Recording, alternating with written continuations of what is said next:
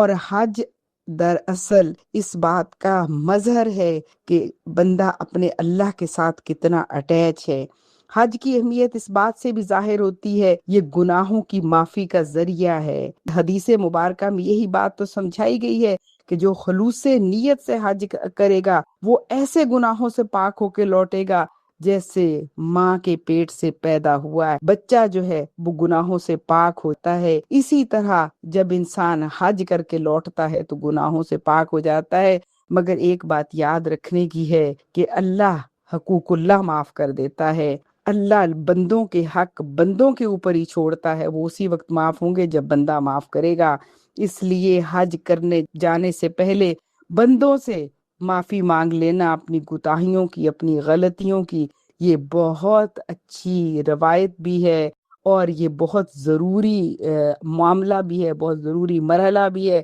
تاکہ بندوں سے اپنے گناہوں کی معافی، اپنی زیادتیوں کی معافی مانگنے کے بعد اللہ کے حضور پہنچیں اور اس طرح سے پاک و صاف ہو کر آئیں کہ جسم کے اوپر جیسے کوئی میل نہیں رہتا، ایسے ہی ہمارے نامہ اعمال میں کوئی گناہ باقی نہ رہے۔ اور پھر میدان عرفات جہاں لاکھوں لوگ ہاتھ اٹھا کر دعا مانگتے ہیں، تو یوں محسوس ہوتا ہے جیسے قیامت کا منظر آنکھوں کے سامنے ہو، ہر شخص اپنے رب سے فریاد کر رہا ہوتا ہے، آنسو بہا رہا ہوتا ہے، مغفرت کی امید لیے کھڑا ہوتا ہے۔ یہی وہ لمحہ ہے جب بندہ اپنے رب سے قریب ہوتا ہے اور اپنے رب سے مانگتا ہے، اس کا رب سنتا ہے اور اس کی ہر دعا قبول کرتا ہے، اس کے گناہ بھی معاف کر دیتا ہے، اس کی آرزویں، اس کی تمنائیں، اس کی خواہشات بھی پوری کرتا ہے۔ اور حج